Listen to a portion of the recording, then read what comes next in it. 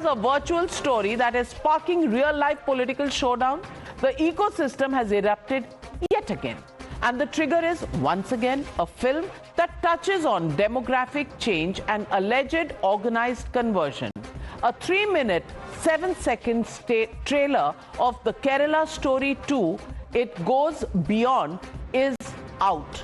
And it shows 3 Hindu women from Kerala, Rajasthan and Madhya Pradesh trapped in conversion rackets. The filmmakers say their script draws inspiration from cases already part of India's legal records, including the NIA's Fulwari Sharif probe. Remember how 2 years ago, the NIA found PFI documents outlining their vision to make India an Islamic state by 2047 right outside the capital of Bihar? Now, even before the film hits the theatres, the backlash is loud and swift. Kerala Chief Minister Pinarayi Vijayan has called it a bid to demonize his state's secular fabric. Congress has linked it to upcoming state elections, calling it polarization propaganda.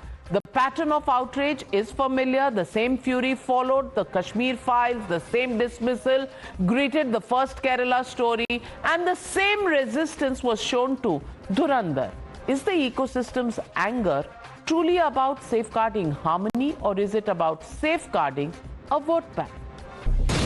You're watching the News Hour at 9, debate number 2 on Times Now, Super Prime Time. Joining the debate with Siddharth Yadav is Sushil Pandit, activist from Kashmir. Nikhil Jain continues to be with us, as does Vivek Srivastav. Also joining the debate is Professor Atiq-ur-Rahman. Vivek Srivastav, let me first ask you, what is the problem? Any film that comes out, you have a problem with it. Where goes your argument of freedom of creativity, freedom of speech, when there is a film from the other genre? No, you see, it's not the question of film. I mean, we still have not seen the film. We have just seen the trailer.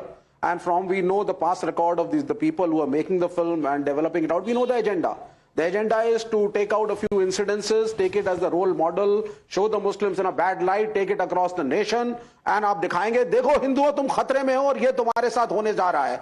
ये मुसलमान कितने बुरे हैं, कितने खराब हैं. You never show positive stories, you never make stories. मेरे सुर मेरा तुम्हारा का म्यूजिक जो बचपन में सुनते थे गायब हो चुका है. The movie, we'll see it, and if it is against the secular ethos of Kerala, it will be banned. Freedom of expression is one thing, and spreading out communal riots and discrepancies and differences between communities. I agree with you. No film should spread riots. No film should spread riots. That's the bottom line. Nothing should spread riots. I completely agree with you there. But who are you to decide? Yes. Kya hai, kya nahi hai? And who are you to decide what story a filmmaker should make a film on? Sushil Pandit, all the rights are theirs, all the duties, where do they go? Sushil Pandit?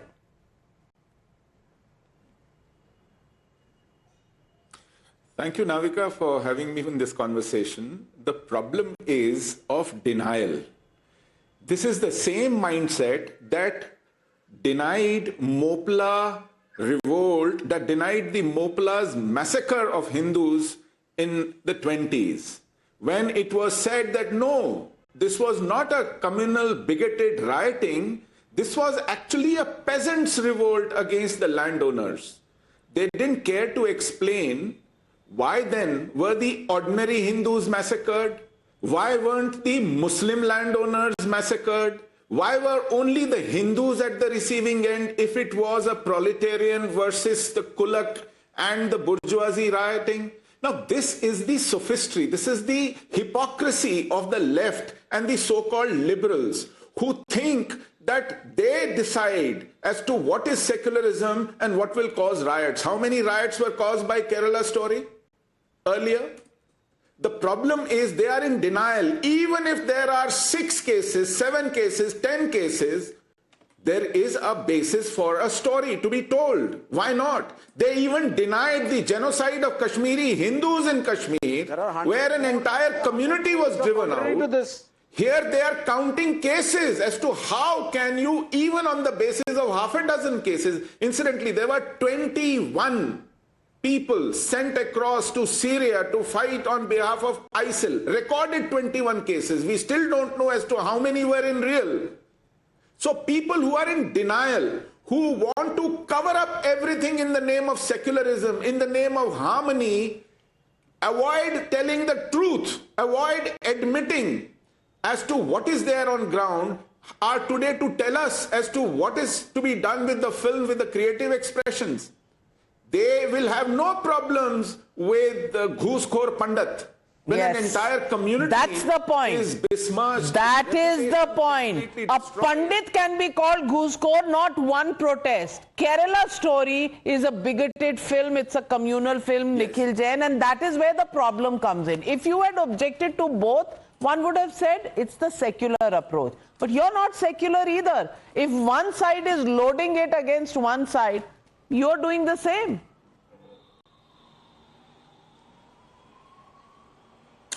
Navika, Mr. Sushil Pandit talks about how there were no protests when a Pandit was called a Ghoosekhor. There are also no protests when Yogi Adityanath, or rather Ajay Bej, the Chief Minister, calls Shankaracharya a Kalnemi. So let's not go on where protests are happening and where they are not. The reason this movie is a propaganda story is because admittedly it talks about the stories of three girls. One from Kerala, one from Rajasthan, one from Madhya Pradesh. Please tell me, why is it not called the Rajasthan story or the Madhya Pradesh story or the India story, and why is it only the Kerala story? Number one. Number two, it's a fictional movie. Number three, let's remember when the prequel of this movie came out 2 years ago, they were saying that they have documented 2,000 cases of women from Kerala being converted, radicalized into ISIS, but later on when it was found out, they had to remove all those mentions from their promos on the orders of the Supreme Court, because the idea is very, very clear. They want to inflame communal passions, ride on that wave and make money. But you're yourself saying that there are checks and balances. You're yourself admitting that there are checks and balances in the system. There are the courts, there is the censor board. If there is anything that is out of line, it will be addressed. But please tell me, how many times did you protest? Never be allowed. How many times did you? The entire objective of the movie is. How many times? Because if the entire objective of the movie is to inflame communal passions, protest on what? How many times did you protest when you the statement that मठाधीश mafia होते हैं? कितनी बार आपने protest किया था? घूसखोर पंडित पर कितनी बार protest किया था? जरा एक बार बता दें.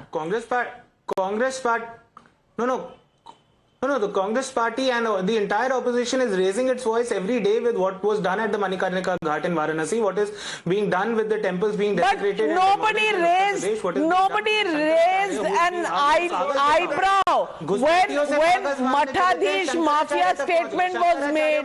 Nobody raised an eyebrow when Parzania was made. Nobody had any problems then. Siddharth Yadav. Why is this obsession? You know, Nikhil Jain, you are forgetting. Nikhil Jain, you are forgetting how to debate. You don't know when to stop. This is not a rally speech. Please lower his fader. Siddharth Yadav, please respond.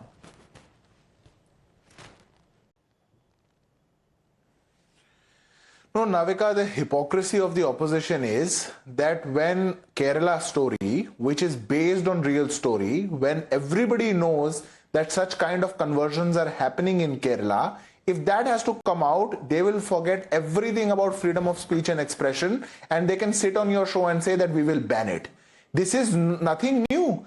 You can have problems with what the story says, what they don't say, but you don't. I'm supposing that you don't have problems with the court. In 2009, in Kerala High Court, there was a submission made by Kerala police that from around 2,000 to 4,000 illegal conversions of Hindu women are happening in Kerala. This was the submissions of the Kerala police. We were not in power, not in the center, not in the state. This is the reality. In 2018, in I.N.D.I.A case, the Honorable Supreme Court had to give a N.I.A inquiry into the radical groups in Kerala of how conversions are happening. Now this is out in open, but when a movie on that truth has to come out, they will say, oh, this is a story of 1 person, 2 person, 3 persons. What was the movie Shahid based on? How many persons? What was the movie My Name is Khan based on? How many persons? The problem is the mindset. When you have to say, speak about or exercise your freedom of speech and expression about Islamophobia, that's fine.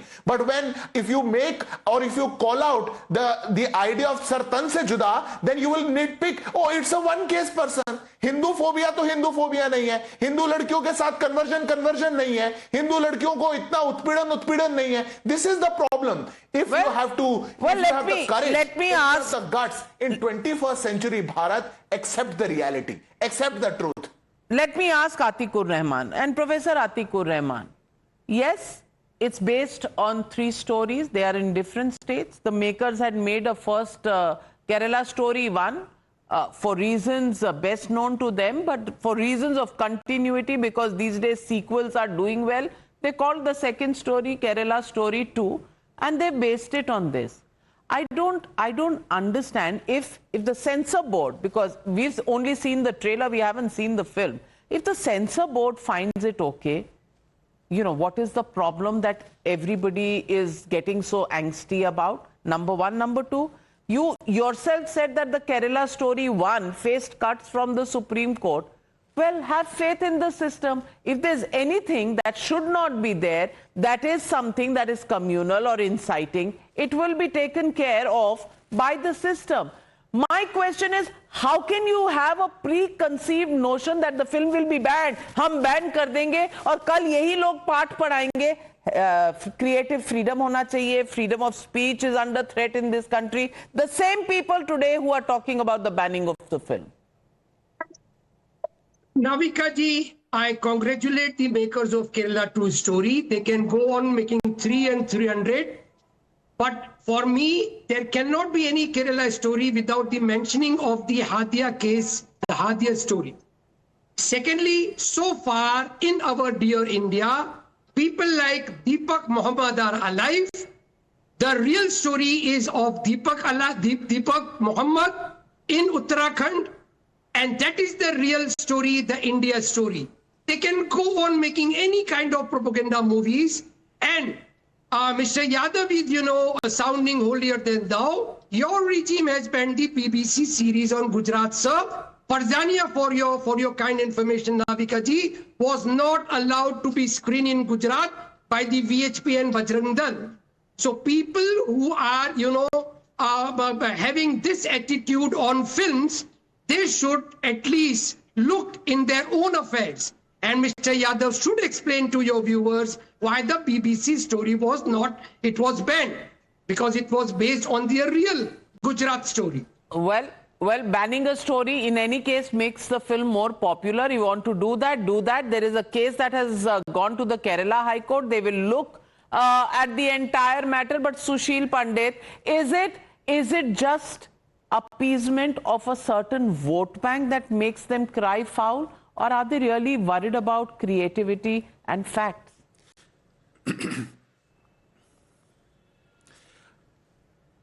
Navika, if they were really sensitive to the reputation and the projection of the vote bank that they are so salivating over, then they would not equate their vote bank with terror, with ISIL, with bigotry, and with rioting. Because they seem to equate these cases, which are highlighted in the films, with the entire community. They are guilty of besmirching the reputation of that community. Instead of confining it to those cases which are highlighted in this film, they are laying it over the entire community. Imagine the disservice they are doing to it. Well, good that point. They should ponder over. Well, good point made by Sushil Pandit. Are you guilty of appeasement, or are you guilty of actually literally putting the blame on the doorstep of an entire community by making this a fight bigger than it is? That it is just a film, just a story. Why are you typecasting everybody from that community? Great question. Where do you stand on it? Viewers, do write in. Thank you very much to all my panelists for joining me on the News Hour. Good night. Be safe. I'll be back tomorrow.